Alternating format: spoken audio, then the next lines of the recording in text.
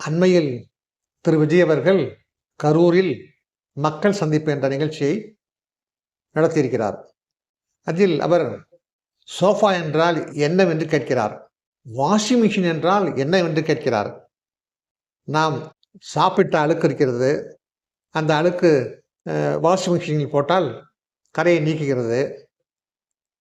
ஒரு சாம்பார் கரையோ அல்லது அது போன்ற கரைகளை. ஆனால் ஊழல் கரையை நீக்குவதற்காகவே தனிப்பட்ட பிரத்யேகமான ஒரு வாஷிங் மிஷின் அவரிடம் உள்ளது. ஆனால் அவர் எனக்கு வாஷிங் மிஷின் என்றாலே என்னவென்று தெரியாது என்றே நடிக்கிறார். வழக்கமாகவே சிறப்பான நடிப்பை வெளிப்படுத்துகிறார். களவாணிகள் யார் என்று அவர் சொல்கிறார். ஆனால் இவர்தான் முதன்மை களவாணி என்று அமமுக தலைவர் தினகரன் அவர்கள் கூறுகிறார்கள்.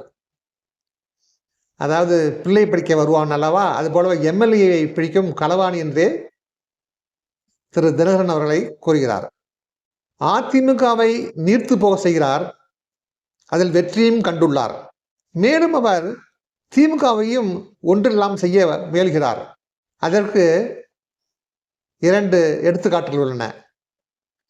திரு செந்தில் பாலாஜி அவர்களை எப்படியாயினும் சிறையில் அடைக்க வேண்டும் என்ற எண்ணம்.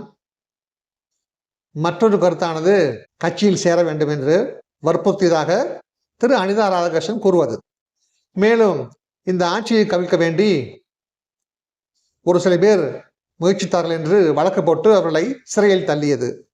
அதில் திரு செந்தில் பாலாஜியும் சேர்த்து பேசியது.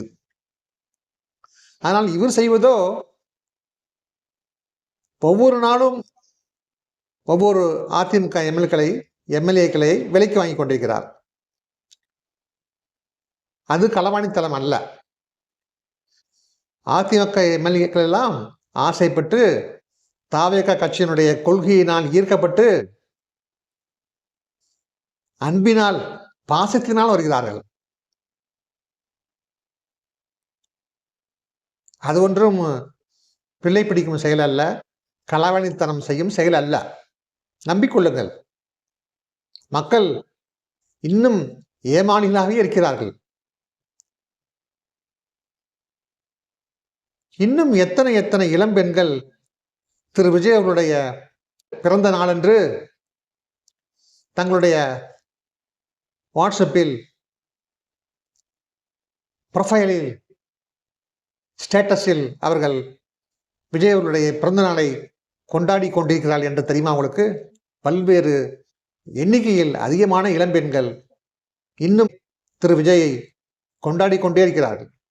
இந்த எம்எல்ஏக்களை பேரம் பேசி வாங்குவது, அதிமுகவை ஒன்றுமில்லாமல் செய்வது, திமுகவையும் அதே சமயத்தில் அழிக்க நினைப்பது, அதாவது ஒரே கல்லில் 2 மாங்காய் என்ற கோட்பாட்டில் இதையெல்லாம் பின்னணியில் இயக்குவது என்றால் அது டெல்லியாக இருக்கலாம்.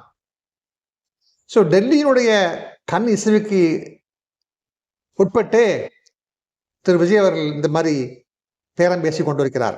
அதிலும் களவாணித்தனம் அல்ல. திரு விஜய் அவர்கள் புனிதர், உத்தமர், ஏழை பங்காளர், மீட்பர். அவரை போய் களவாணி என்றெல்லாம் சொல்லக்கூடாது, தெரியுமா? ஆக பிஜேபியினுடைய கண் ஜாடையினாலேயே இந்த மாதிரி பேரங்களை எல்லாம் நமக்கு தமிழ்நாட்டில் அறிமுகம் செய்து வைத்தவர் தான் திரு விஜய் அவர்கள். வடநாட்டில் எப்பொழுதும் நடக்கும் இந்த விஷயம் முதலாக தமிழ்நாட்டில் அரங்கேறி உள்ளது. எம்எல்ஏக்களை விலைக்கு வாங்குவது, பதவியை விட்டு விலக செய்வது, மீண்டும் அங்கே தேர்தல் உண்டாக்குவது, இது போன்ற அலட்சியாட்டியங்கள், அட்டூழியங்கள், ஜனநாயக விரோத செயல்கள் எல்லாம் இப்பொழுது தமிழ்நாட்டில் நடந்து கொண்டிருக்கிறது. நம்புங்கள், இதற்கும் திரு விஜய் அவர்களுக்கும் ஒரு சம்மதமே இல்லை, தொடர்பே இல்லை. திரு ஆது அவர்களும் திரு விஜய் அவர்களும் இவ்வாறு செய்து கொண்டிருக்கிறார்கள் அல்லவா? இதற்கு முழுக்க முழுக்க டெல்லியினுடைய ஆதரவு இருந்தே ஆக வேண்டும். கரூர் நிகழ்வானது சிபிஐயிடம் வசம் இருக்கும் பொழுது திரு ஆதவ் அவர்களும் திரு விஜய் அவர்களும் மீண்டும் மீண்டும் பொது மேடையில் திமுகவை குறை சொல்கிறார்கள். நிகழ்வு சிபிஐ வசம் உள்ளது. சிபிஐ விசாரணையில் உள்ள பொழுது பொதுவாக அதில் தொடர்புடையவர்கள், குற்றம் சாட்டப்பட்டவர்கள், சாட்சிக்கு போனவர்கள் எல்லாம் பொது மேடையில் பேசக்கூடாது என்பது ஒரு சட்டப்பூர்வமான உண்மையாகும். அதையெல்லாம் மீறி திரு ஆதவ் அவர்களும் திரு விஜய் அவர்களும் மீண்டும் மீண்டும் திமுகவையும் திமுகவுடைய அன்றைய காவல்துறையையும் குறை கூறுகிறார்கள். இப்படி பேசுவதற்கு டெல்லி ஆதரவு தருகிறதா என்று நாம் யோசித்து பார்க்க வேண்டும். ஒருவேளை சிபிஐனுடைய முடிவு, தீர்ப்பு திரு ஆதவ் அவர்களுக்கும் திரு விஜய் அவர்களுக்கும் முன்னதாகவே தெரிந்திருக்கலாம், இப்படித்தான் தீர்ப்பு வரும் என்று. அதன் அடிப்படையிலேயே இவர்கள் திரும்ப திரும்ப இந்த குற்றச்சாட்டை எடுத்து வைக்கிறார்கள் என்று நான் கருதுகிறேன். ஏனெனில் தீர்ப்பு வருவதற்கு முன்பே இதுதான் தீர்ப்பு என்று இவர்களுக்கு இப்பொழுதே தெரிந்திருக்குமோ என்ற உண்மையை நான் உணர்கிறேன்.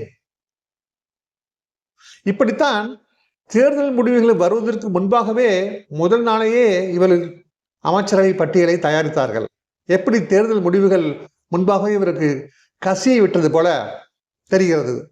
அதுபோலவே சிபிஐனுடைய தீர்ப்பு கூட இவர்களுக்கு முன்பாகவே கசியை விட்டு விடப்பட்டதா என்ற ஐயம் எனக்கு ஏற்படுகிறது.